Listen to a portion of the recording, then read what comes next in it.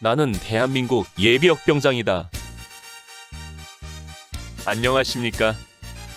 1980년대 50 시절 군대 이야기를 나누는 예비역병장입니다. 오늘도 저의 옛날 군대 이야기와 함께 추억여행 떠나시죠. 나의 일병 시절 120번째 이야기. 건군 33주년 국군이날 행사. 49. 성남항공대 생활의 이모저모. 5번째 에피소드. 편지와 면회.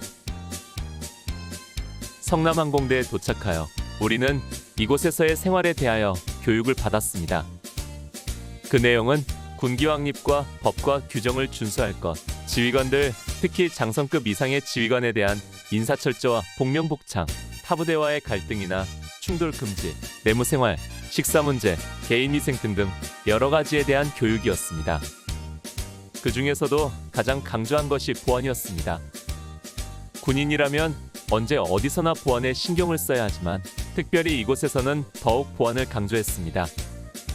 그리고 만약 보안 문제로 지적받거나 걸리게 되면 곧바로 소위 남한산성이라 불리는 육군영무소에 직행하게 되리라는 협박 같은 엄포도 있었습니다. 그래서 보안을 지키기 위한 방안으로 우리에게 요구한 것이 편지와 면회를 자제하라는 것이었습니다. 아니, 가능하면 편지를 쓰지 말고 쓰더라도 우리의 위치를 알려서는 절대 안 된다는 것이었습니다. 전화가 보편화되지 않았던 시절이고 보초들이 철통같이 지키는 항공대 울타리 안에서 생활하면서 외출 외박이 되지 않기 때문에 편지만 통제되면 우리들의 보안은 저절로 지켜지게 되는 상황이었습니다. 나는 사실 양구에서 성남으로 오면서 꿈에 부풀어 있었습니다. 아니, 나뿐 아니라 대다수의 전우들이 그랬을 것입니다. 그동안 강원도 양구 땅에 처박혀 있느라 가족도 친구도 제대로 보지 못했는데 이제 수도권으로 왔으니 그동안 못 본 친구들과 친척들에게 연락해서 만나보고 국군이날 행사요원으로 참가하고 있는 나의 멋진 모습을 보여주고 자랑하고 싶다는 소박한 소망이 있었던 것입니다. 나는 군에 입대하기 전 수원 쪽에서 직장 생활을 했던 터라 내가 알고 있는 사람들이 거의 수도권 주변에 살고 있었습니다. 서울과 안양과 수원에 많은 친구들이 있었고 친척들도 많았습니다. 특히 형님과 누님이 수원에 살고 있었고 내가 사랑하는 여인도 역시 수원 근교인 지금의 기흥 쪽에서 직장 생활을 하고 있었습니다. 이러한 상황에서 성남에 도착하자마자 받은 보안 교육은 성남에서의 한 달은 너무도 짧은 한 달이 되리라고 생각했던 나의 바람이 산산조각 나는 순간이었습니다. 어찌 이런 일이 있을 수 있단 말인가.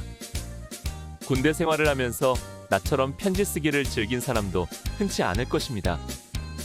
자대에서 생활할 때 나는 하루에 거의 2~3통씩의 편지를 썼습니다.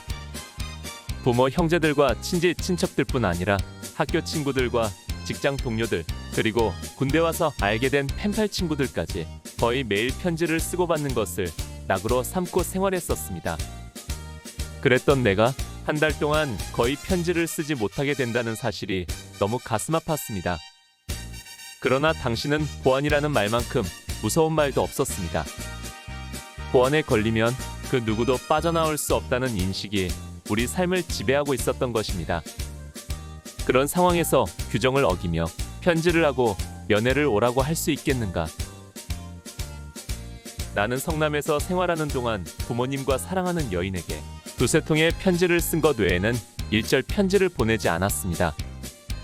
편지 내용에 나의 위치를 알리는 어떠한 내용도 쓰지 않고 안부 인사와 10월 1일 국군이날 행사 중계방송은 꼭 보시라는 내용 정도로만 보냈습니다. 상부의 지시를 철저히 이행한 것입니다. 그래서 성남에서의 생활은 길고 지루했습니다.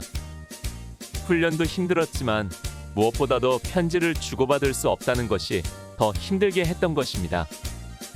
다만 자대로 배달된 편지들을 모았다가 자대 중대서기병이 행정업무로 방문하면서 가져다 주는 것을 읽는 것으로 아쉬움을 달랬습니다. 그러나 그들에게 답장을 쓰지 못한다는 것이 안타까울 뿐이었습니다. 그런데 모두들 나처럼 순진한 것은 아니었습니다. 어떻게 연락했는지 9월 중순 이후부터는 주말이면 심심찮게 가족과 애인들이 면회 와서 나가는 사람들이 있었습니다. 나중에는 그 숫자가 점점 늘어나 수십 명 이상이 주말이면 면회를 나갔습니다. 물론 외출 외박은 안 되고 현지 면회만 가능했기 때문에 한두 시간 만나고 돌아왔습니다. 그런데 그렇게 면회 왔다고 남한산성 간 사람은 아무도 없었습니다. 그저 순진하게 규정을 준수한 나만 바보였던 것이지요. 지금 생각하면 내가 너무 순진했던 것이 아닌가 싶습니다. 오늘 추억여행에 함께 해주셔서 감사합니다. 다음 이야기를 기대해 주시고 구독과 좋아요 부탁드립니다. 탕백